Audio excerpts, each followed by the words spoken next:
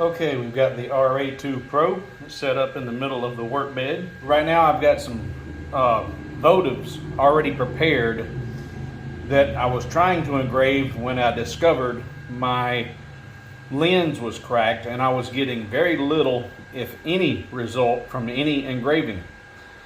So I've got my replacement lens on now. So I'm taking the votives that I've already gotten prepared, and these are just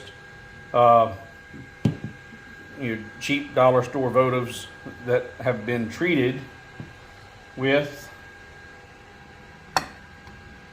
Rust-Oleum's professional cold galvanizing compound, a zinc rich coating. Now there's something about the zinc compound that causes the reaction with the glass to allow you to enable and etch glass and engraven glass. Now I've gone overboard with this because I'm using this as a test piece. I have completely coated this. If you were doing this as an actual project, you probably wouldn't do this whole thing because you're only going to engrave in one small area on the face of it, and that's the only area you need to treat. All right, so this is the RA2 Pro. I have the chuck in here instead of the rotary, and the chuck works like that of any chuck, like on a drill bit. So you got to open it up. Now I've got I've got the smaller jaws hooked on here. The RA2 Pro comes with a couple of different jaws you can use.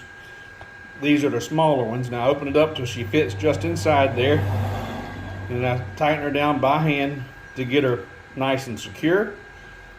Then they give you a nice little chuck key. You are working with glass, so you don't want to over tighten this, but you do need to get it snug. And then they have this with the RA2 Pro. You get this here to help support the back, the weight, and hold it against the chuck. Now this is on a rubber, it's not rubber, it's a hard plastic cup and a spring-loaded bearing. So you're going to put that back there, put a little tension on it to help hold it in place, and then tighten that thumb screw at the bottom to hold that in place. Now that's secure and ready to engrave. Now, it's been my experience that when you're working with the RA2 Pro, be it rings, be it glass like this, anything I've run into with this RA2 Pro, you need to remove your shield. Sorry about that. This shield gets in the way because you see it sticks out to here on the laser. Your laser's here. Well, if you get this focused to where you need to be, you're going to be down here somewhere. And if this is in place, see where your rotary jaws are at?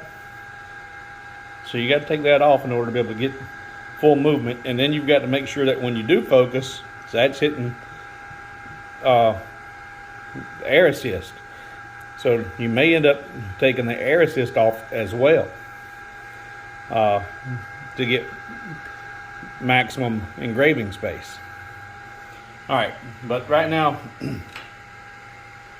let's look at the technique that's involved to get to the next few points here. All right.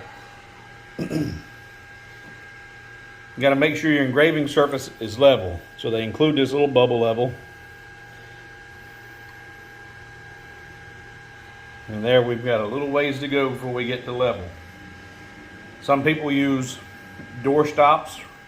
I like the use of rubber door stops because that helps with the friction and not letting this RA2 from wanting to slide. I don't have one right now. Some people use just wooden wedges. I just get whatever I can.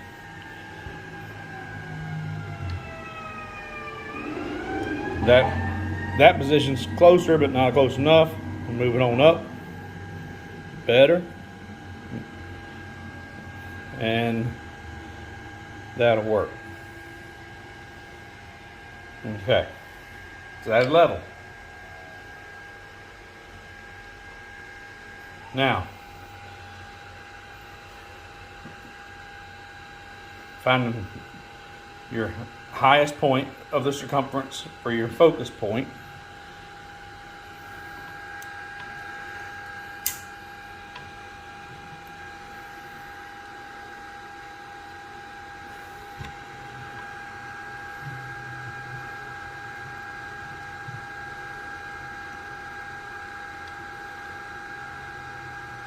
Okay, she's focused. All right, so I'm going to need to take my air assist off. It's going to be in the way of the chuck.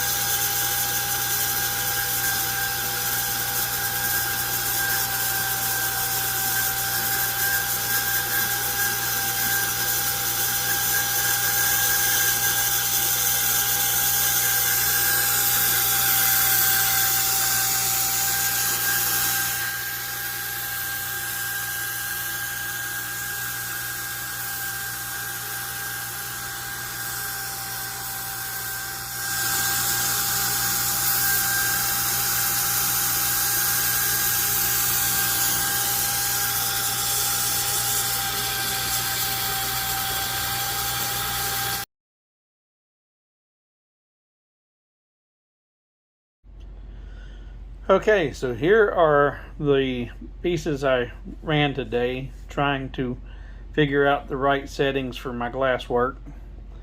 And I'm about determined I don't want to do glass work. But here, see the word test there, just checking speed and power. This was a grayscale image that didn't work out so good, and I also forgot to rotate it. Finally got everything figured out and said, okay, that looked pretty good. Now that was running at 15 millimeters a second at 100% power. Now this is just a solid or a plain glass votive, and the reason it's dark like this is after I finished it, I just spray painted the inside of it black for video purposes, just so you can see the work. It's really hard to show engraving when you don't have paper stuck in it or something, so I just, these are just for demos and for me to have a test pattern, so I just sprayed them so they show up better. So this was the first successful engraving at 15 millimeters a second at 100% power, single pass, and it looked good. And I was like, okay, well let's duplicate that and let's see what can be done to make it better. So this was the second attempt to do the same settings, and I started labeling them 15 millimeters a second at 100% power. This one should look like this one, and it doesn't.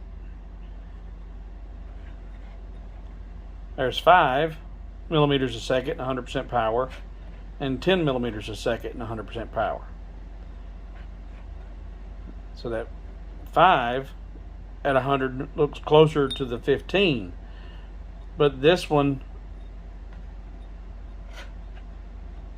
and that one should look alike, and they don't.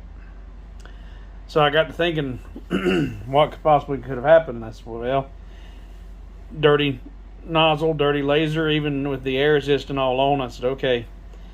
So I took the air assist back off and took the nozzle completely off and tried again, and forgot to mirror the image. But this was run at 5 millimeters a second, 100% power. And it looks like there's varying degrees of engraving or something screwy going on with the coating.